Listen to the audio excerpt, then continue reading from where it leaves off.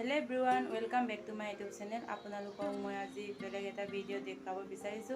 হেয়া হল আমাৰ অসমৰ অভিনেতা কিশোৰ দাসৰ বিষয়ে। কিশোৰ দাসে মৃত্যু হোৱাৰ আগত কি কৈছিল আৰু হেকত কি হল সকলো দেখুৱাম। মোৰ ভিডিওটো স্ক্ৰীন নকৰাকৈ আপোনালোকে চাই থাকক। নমস্কাৰ, মই কিশোৰ দাস। মই যেহেতু অসুস্থ সকলোৱে গম পায় অসমবাসী ৰাইজে।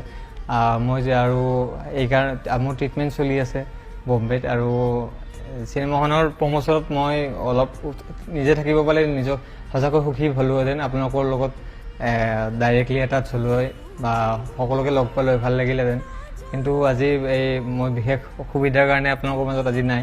কিন্তু একো নাই, আপোনালোকে চিনেমাখন চাব, কাৰণ এখন মোৰ অসুস্থ হোৱাৰ শেষ ছবি আছিল, মানে লাষ্ট চিনেমা কৰিছিলোঁ এইখন।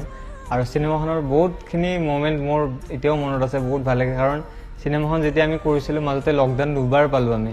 সেই লকডাউন বন্ধু বান্ধৱীসকল, ইতিমধ্যে জ্ঞাত যে অভিনেতা কিশোৰ দাস আৰু আমাৰ মাজত নাই।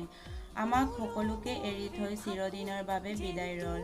অভিনেতাৰ মৃত্যু হৈছে চেন্নাইত। আমি জানিব পৰা মতে অভিনেতাজনৰ নশ্বৰ দেহ অসমলৈ লৈ অনা নহ'ব, চেন্নাইতে শেষকৃত কৰা হ'ল। এই ক্ষেত্ৰত অভিনেতা কিশোৰ দাসৰ ভিনীয়েকে কি ক'লে আহকচোন আমি অকণমান শুনি লওঁ। নমস্কাৰ, মোৰ নাম হিতেশ পাঠক। মই আমাৰ অসমৰ মৰমৰ অভিনেতা কিশোৰ দাসৰ ভিনীয়েক। আজি বৰ দুখিত। আপোনালোকে অসমবাসী ৰাইজে গমে পাইছে কিশোৰৰ আজি মৃত্যু হৈছে। মই এতিয়া বৰ্তমান চেন্নাই এপ'ল' হস্পিটেলত আছোঁ। আমি তাৰ মৃতদেহটো অসমলৈ লৈ যোৱাৰ কাৰণে বহুত চেষ্টা কৰিলোঁ,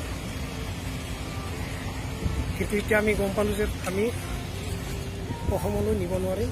আমি কনফাৰ্ম হৈ গ'লোঁ।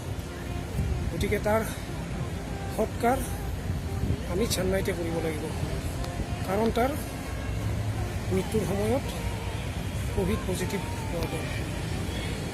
গতিকে অসমৰ ৰাইজক বা অসমবাসী ৰাইজৰ ওপৰত ক্ষমা বিচাৰোঁ, কাৰণ আমি যিখিনি পাৰিছোঁ চেষ্টা কৰিছিলোঁ, কিন্তু নহ'ল। সেইটো আমিও কৰিব নোৱাৰোঁ। গতিকে আপোনালোকে ক্ষমা কৰিব। ধন্যবাদ। হেল্ল' গাইজ, শেষত মই সেয়াই কওঁ যে তেওঁৰ আত্মাই চিৰ অদ্গতি হওক, সকলোৰে তাৰে কামনা কৰিব বুলি আশা ৰাখি আজিৰ ভিডিঅ'টো ইমানতে শেষ কৰিলোঁ। আৰু মোৰ ভিডিঅ'টো আপোনালোকে চাই লাইক, কমেণ্ট, শ্বেয়াৰ কৰিব নাপাহৰিব।